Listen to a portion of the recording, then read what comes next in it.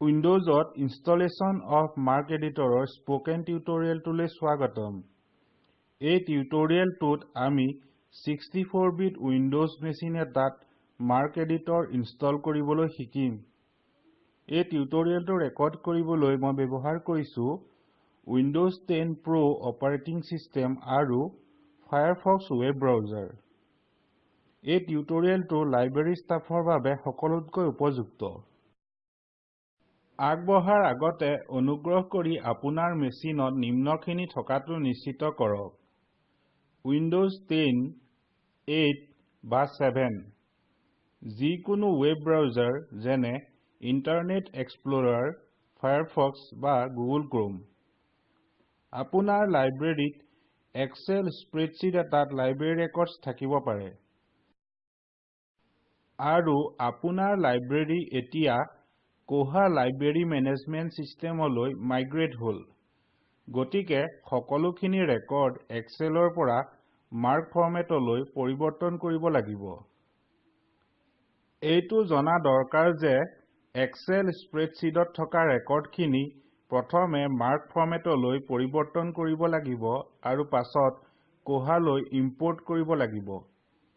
ইয়াৰ কাৰণটো হৈছে কোহাত এক্সেল ফৰ্মেটত থকা ডাটা পোনপটীয়াকৈ ইম্পৰ্ট কৰিবলৈ সুবিধা নাই। আহক আৰম্ভ কৰো। এক্সেল ডাটাক মাৰ্ক ফৰ্মেটলৈ পৰিৱৰ্তন কৰিবলৈ যি হৈছে .mrc ফৰ্মেট আমি MarcEdit সফ্টৱেৰ ব্যৱহাৰ কৰিম। এই সফ্টৱেৰটো ইনষ্টল কৰিবলৈ ব্ৰাউজাৰলৈ যাওক আৰু এই URL-টো লিখক। ডাউনলোডছ হেডিঙৰ সৈতে নতুন পৃষ্ঠা এটা খুলিছে। কাৰেণ্ট ডেভেলপমেণ্টৰ ভিতৰত MarcEdit 7.0.x/macOS 3.0.x লৈ যাওক। Windows 64-bit ডাউনলোড বিচাৰক। যদিহে আপোনাৰ এটা 32-bit মেচিন আছে তেন্তে আপুনি Windows 32-bit ডাউনলোড লিংকত ক্লিক কৰিব লাগিব। আপোনাৰ মেচিনটো 32-bit নে 64-bit তাক চাবলৈ মেচিনটোৰ তলত বাওঁফালে চুকলৈ যাওক। ষ্টাৰ্ট আইকনত ক্লিক কৰক। ওপৰলৈ স্ক্ৰল কৰক আৰু ছেটিংছত ক্লিক কৰক। এই আইকনছৰ পৰা চিষ্টেম ডিছপ্লে, নটিফিকেশ্যনছ, এপছ, পাৱাৰত ক্লিক কৰক। ই বাওঁফালে কিছু অপশ্যনৰ সৈতে আন এখন উইণ্ড খোলে। এবাউট টেবটো বিচাৰক আৰু ইয়াত ক্লিক কৰক। একেটা পৃষ্ঠাত সোঁফালে PC ছেকশ্যনৰ ভিতৰত চিষ্টেম টাইপ বিচাৰক। আপোনাৰ মেচিনৰ অপাৰেটিং চিষ্টেম দৰ্শিত হ'ব।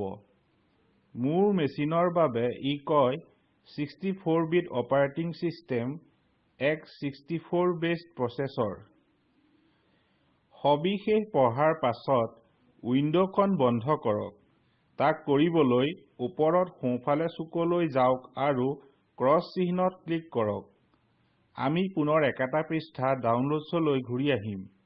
যিহেতু মোৰ মেচিনটো হৈছে 64-bit, মই 64-bit ডাউনলোডত ক্লিক কৰিম। আন এখন নতুন উইণ্ড 64-bit ডাউনলোড হেডিঙৰ সৈতে খুলিছে যাৰ দুটা ছেকশ্যন আছে, নন এডমিনিষ্ট্ৰেটৰ আৰু এডমিনিষ্ট্ৰেটৰ। পাছত এডমিনিষ্ট্ৰেটৰ ছেকশ্যনৰ তলত ডাউনলোড MarcEdit 7 লিংকত ক্লিক কৰিম। ইয়াৰ কাৰণটো হৈছে মই মোৰ লাইব্ৰেৰীৰ নিৰ্দিষ্ট Koha administrator. MarcEdit Setup 64 admin.msi dialog box এটা আহিছে। আমি ইয়াত দুটা অপশ্যন দেখিছো, ছেভ ফাইল আৰু কেনচেল। তলত ছেভ ফাইল বুটামত ক্লিক কৰক। তাক কৰাৰ পাছত আপোনাৰ মেচিনৰ ডাউনলোডছ ফোল্ডাৰলৈ যাওক।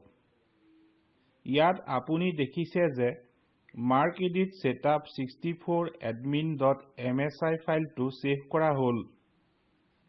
এতিয়া ছেভ কৰা ফাইলটোত ৰাইট ক্লিক কৰক আৰু অহা অপশ্যনৰ পৰা ইনষ্টলত ক্লিক কৰক।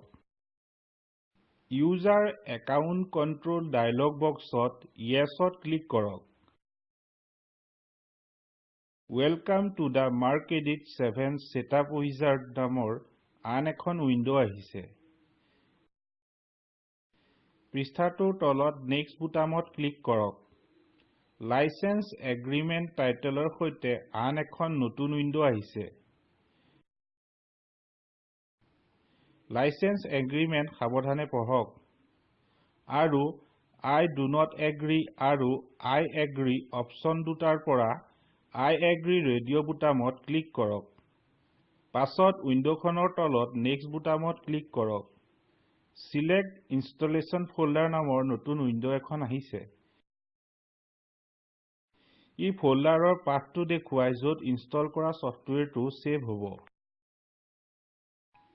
বিকল্পভাৱে আপুনি এই সফটৱেৰটো নিজৰ পছন্দ মতে এটা বেলেগ ফোল্ডাৰত ইনষ্টল কৰিব পাৰে ফোল্ডাৰ ফিল্ডত প্ৰয়োজনীয় পাথটো দি তাক কৰক আপুনি লগতে ব্ৰাউজ টেবত ক্লিক কৰি ইচ্ছা কৰা পাথটো বাছিব পাৰে তথাপি মই ফোল্ডাৰৰ পাথটো এনেদৰে ফোল্ডাৰ ফিল্ডত ৰাখিম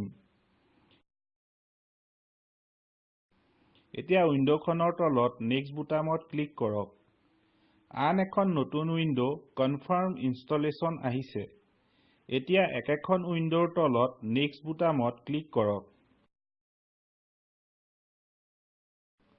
ইনষ্টলিং MarcEdit 7 উইন্ডো আহিছে ইয়াৰ পাছত আমি সফল বাৰ্তাৰ উইন্ডো এখন দেখিছো ই কয় installation complete MarcEdit 7 has been successfully installed এই উইন্ডোৰ পৰা বাহিৰ ওলাবলৈ ক্লোজ বুটামত ক্লিক কৰক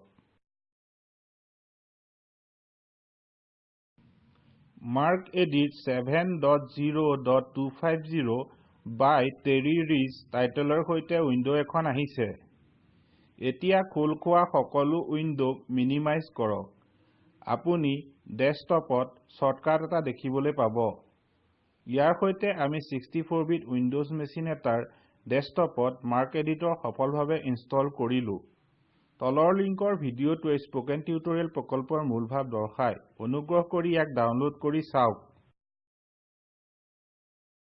স্পোকেন টিউটৰিয়েল প্ৰকল্পৰ দলে কৰ্মশালা পাতে আৰু প্ৰমাণপত্ৰ দিয়ে অধিক তথ্যৰ বাবে অনুগ্ৰহ কৰি আমালৈ লিখক